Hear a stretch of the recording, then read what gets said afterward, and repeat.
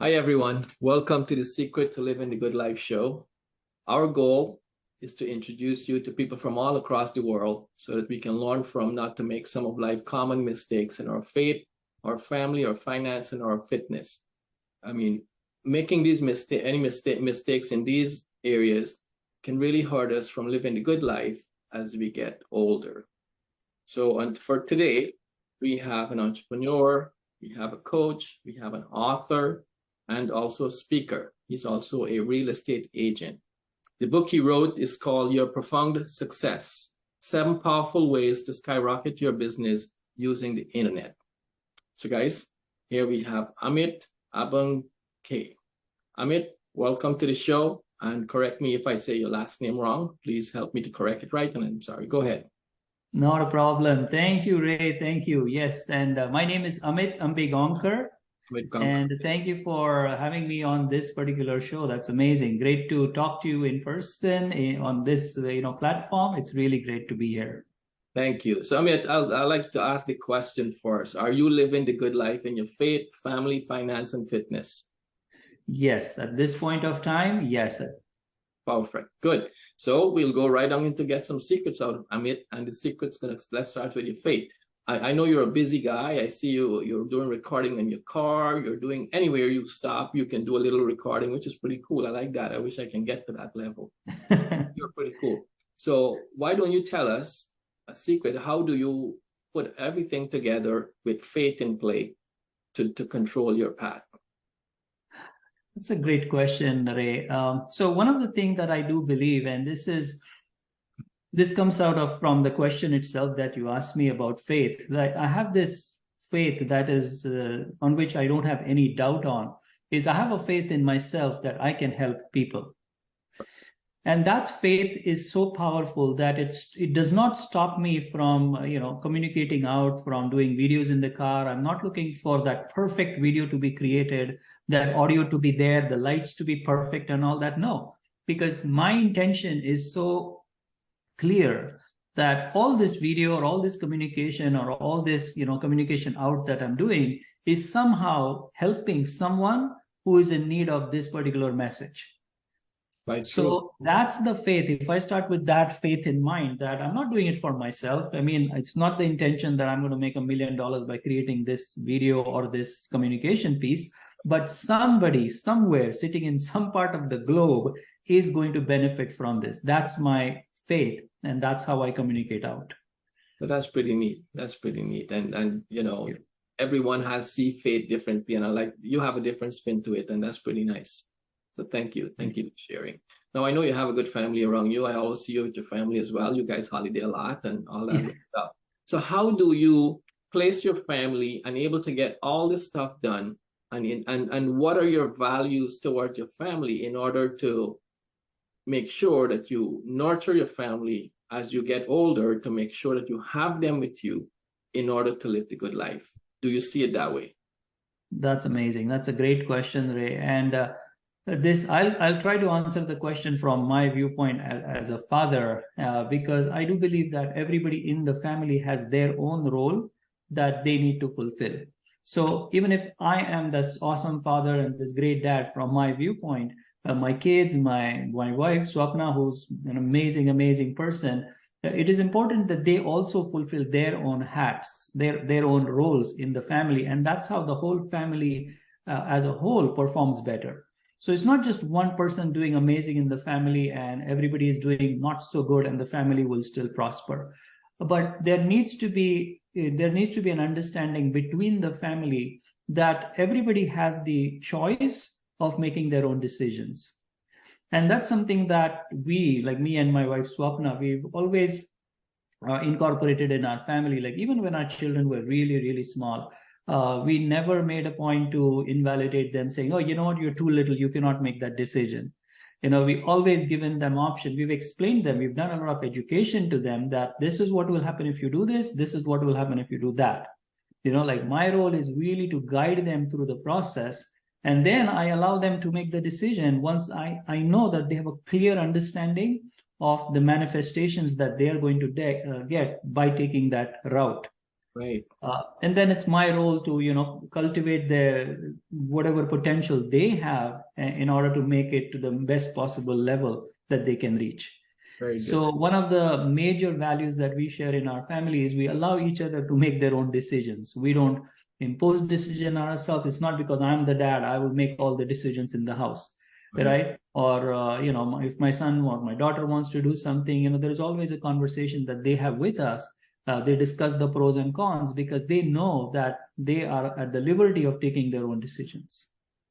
That's pretty cool. So do you see, do you see the value of having a tight-knit family as you get older, and how beneficial it is to you heading down the slope of retirement, or, closer to that path? Yeah, that's a good question because, Ray, as as children grow, parents need to grow. Yeah. It's a nice It's spin. basically, sorry? That's a good spin to it. I like that. Yeah, like when, even if you think of a father, father is a different father when the child is 6 months old versus when the child is 10 versus the child when my children will be 30, my role is going to change. Yes. Right? So it's not so much that, we as parents are teaching a lot to our children, but I also see it the other way. The children also teach a lot of things to us. Yeah. I just, recently I did a whole video on this actually. What have I learned from kids? And there are so many things. It's unbelievable how much I've learned from kids because I observe, I see what they're doing, how they're doing it. I'll give you a simple example, perseverance. Yes. Perseverance is such an incredible quality to learn from kids. It's like they don't give up. They don't. That's quite true. Absolutely. And here, sometimes I talk to entrepreneurs, and they say, "Oh, I called 3 clients, and all of them said no. So you know what? I don't think my program is good enough." I'm like, "Hello." Right? And here are children who will go away and again and again and again, and come back the next day. You say no, boom, they'll come back again. Quite true. That's perseverance. Right. So instead of getting mad at them and instead of, doing crazy things, like I admire that quality. I said, that's so good. You're not giving up. I've told you 9 different ways of no, and you're still coming back. Wow. I appreciate that. That's so cool because I don't know what happened when we grow up. We lost that strength or that ability or skill or something. We just lost. Yes. So true. So true. I don't know what happened. Yeah. And it's almost like we have to go back to that ability to be successful. Yes. Right? Because generally people give up so easily that, oh, that didn't work. So I don't know if this, and they try to induce doubt in themselves, their own products, the value that they give out, and then the deterioration begins. So it's so true. And I think because there are a lot of options, so people have a lot of options. So they said, yeah, I'll try something else. I'll do something else and just waste time. Exactly. Choose an area or a category or something that's going to be beneficial for you. Drill down on it. Focus on it, give it the attention, give it the time, and work it though. You got to work it. Exactly. So true. Well said, Ray. Well said.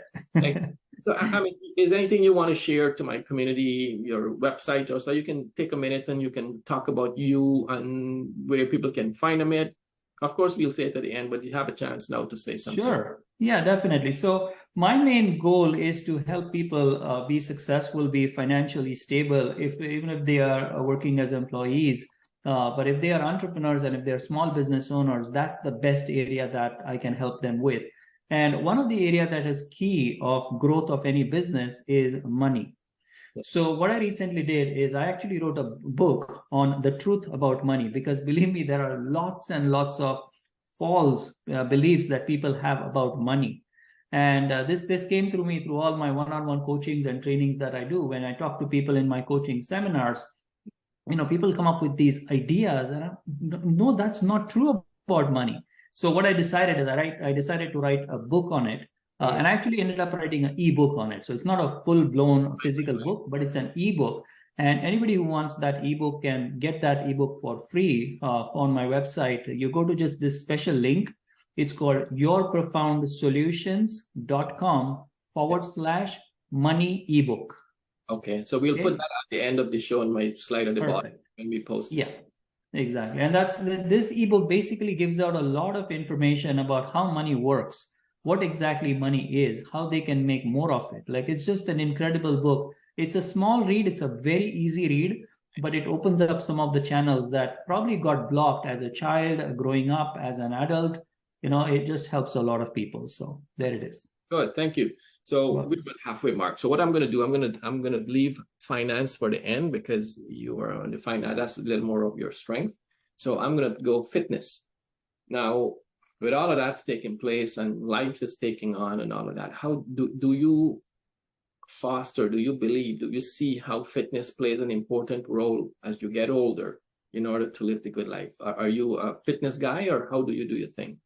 Honestly, I'm not into, I'm not one of those people who is crazy about fitness. Like I don't run every, day, 1 hour or so. But I take good care of my health. I take decent care of my health. I do, eat right. I do a lot of activity. Actually, that's my main form of exercise. And I do try to maintain, good muscle tone and cardiac and all that on a regular level. So what do you do? What do you do to maintain that in terms of activity? What kind of activity do you go after to maintain a good cardio? So first of all, my activity during the day itself is very, very high. I do a lot of walking when I'm going out and when I'm meeting people. I make it a point to get that activity going. Plus, I involve myself in a lot of physical activities. Like, for example, some years ago, we had this CN Tower climb, which was organized by United Way.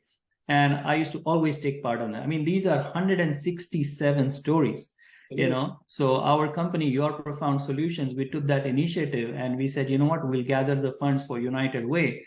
And that's how we started that project. And we were about 4 people, like me and 3 other people joined me in climbing the CN Tower. And we were able to raise, I think, $680 for the United Way for that. So things like that. And, when you have to climb the CN Tower in September, the practice begins in January. Of course. So I've done for about 3 years. I've done that. So, that was a push. That was a thing. And again, if it's starting again, probably next year it will start again. And I've said, count me in. I'm going to raise funds. I'm going to do it again. So Amit, you're a coach. You train people how to improve their business or better their business. Do you have a morning routine? So yes, I have a very, very simple morning routine. What I essentially do is, just with the regular activities, I have a routine. But one of the major things that I incorporate in my routine is I read 15 to 20 minutes every day. Okay. And what I do is I have a specific collection of books that I go with, and these are some very, very high spiritual concepts that I read. Okay. And it's almost like my day doesn't begin without going through these pages. And I get to decide how much I do. Like it's not necessarily that I'm sticking to a schedule from being an effect, like, oh, I have to read. If I don't read, I'm a mess. No, if something comes up, there's more urgent issues that come up with my children, with my family. I'm not going to punish myself because I didn't do that thing. Okay. So you need to have that flexibility. I never regard routine as something that I have to do. And if I don't do it, it's a mess. Right. I'm totally cause over it. I will make sure that I do that 15, 20 minutes on a fairly consistent basis because I am the one that's creating it. Right. Okay, good. That's awesome. And I like how you don't discipline yourself towards it. You do it in a consistent manner, but you don't say, well, beat yourself up. I didn't get it done today. Oh my God, well, the world is over. No, which is pretty cool.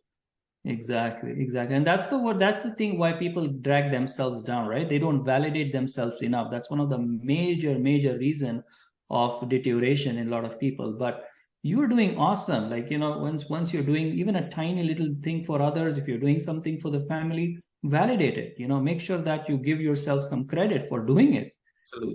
Absolutely. Now you talk about eating good. You want to shed a little bit of light on eating. What is eating good for Amit looks like and people to copy or mirror? Eating good is just sensible. Sometimes it's just portions that you eat. I love fruits a lot. So I love eating fruits. And the thing with food is I have a different concept about food, which I don't think we should get into because it's a very long conversation. But the whole idea behind my concept of food again is if you eat because you're hungry, you are not treating food right.